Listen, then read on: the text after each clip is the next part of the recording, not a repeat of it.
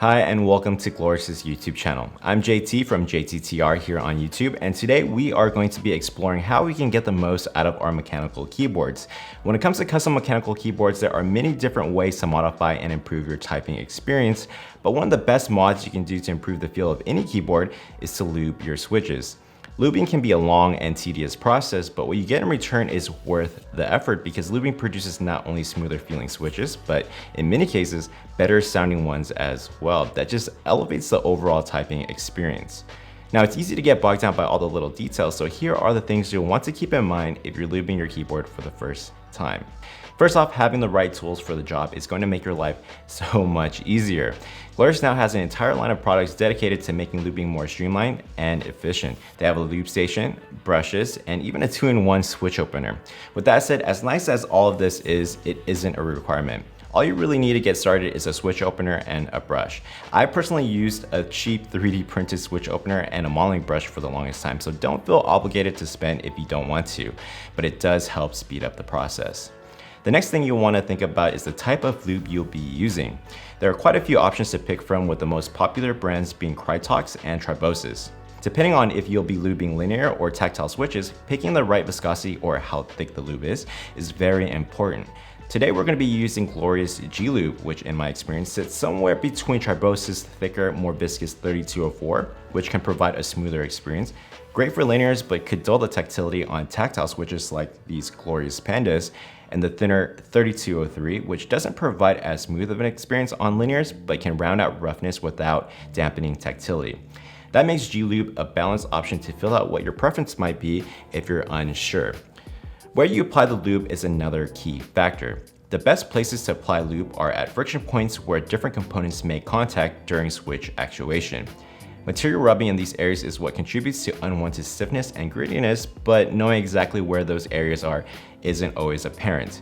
To visualize this, I've taken one switch and marked it up with a dry erase marker and actuated it a few times. The areas that have significant amounts of dry erase rubbed off is exactly where you want to focus your attention.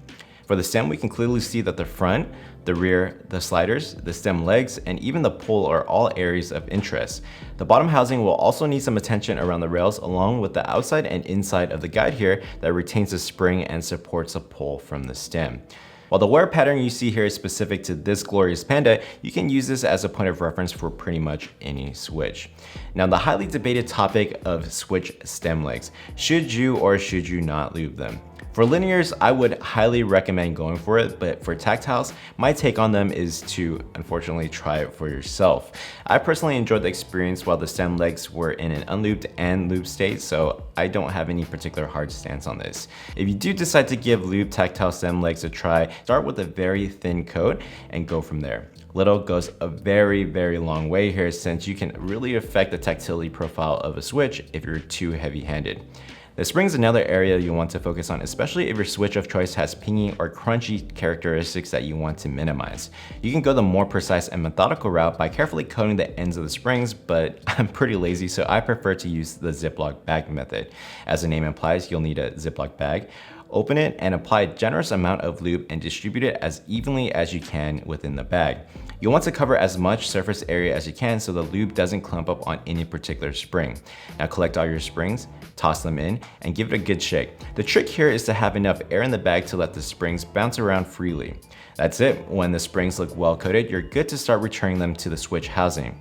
What you're looking out for is to make sure that the ends that sit in the housing have enough lube that they don't rattle in place. At this point, we know where to apply the lube, but how much do we apply? In my experience, there are three things that can happen here.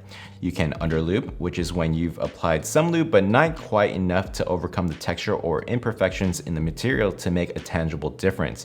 If you did a good job, you'd have a properly lubed switch where you have a nice thin uniform layer of lube at all of the contact points on the switch, producing a pleasant sounding and feeling switch. Finally, you can overlube a switch, which is indicated by visible globs of lube building up in certain areas of the switch, and instead of a thin layer of lube casting a nice shine or sheen, you'd see a thick white layer of lube. Overlubing can make a switch feel too dampened and mushy, so you'll want to avoid this. Unfortunately, overlubing is very easy, so go slow. The key here is consistency. It's very possible to go too light on some, too heavy on others, and end up with a very inconsistent keyboard. My first attempt was a bit of a mess, but it's one of those things where you'll get better over time with practice. Earlier I mentioned that I like to test with a set of 4 switches, and I do this so I can gauge how they feel. I found that testing with just one isn't quite enough to get the proper feedback, and I recommend you guys doing the same. At this point, if the switch feels off or not quite how you like it, now is the time to make adjustments before you go back and finish the remaining switches. But if the switch feels to your liking, repeat the process until you fill out your entire keyboard. In front of me, I have 2 GMMK PRO keyboards, both with Glorious Panda switches. The Black Slate GMMK PRO here is set up with Un-Lubed switches, while the Ice White GMMK PRO here is lubed. Let's see if you can hear the difference.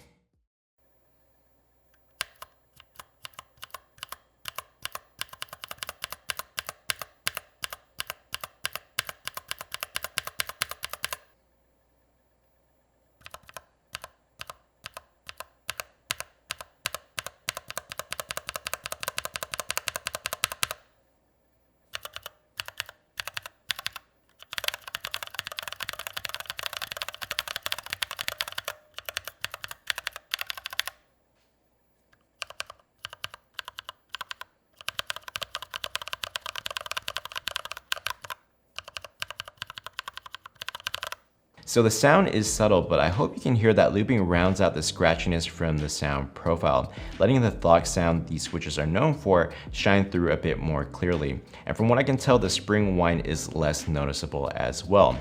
The feel of the switches has also improved, feeling smoother throughout the entire stem travel. Overall, it was worth the time and effort to get more out of these switches. The improvements you feel will vary from switch to switch, and finding the winning combination between the type of lube and how much to apply for your particular switch will require some experimentation, but hey, that's part of the fun.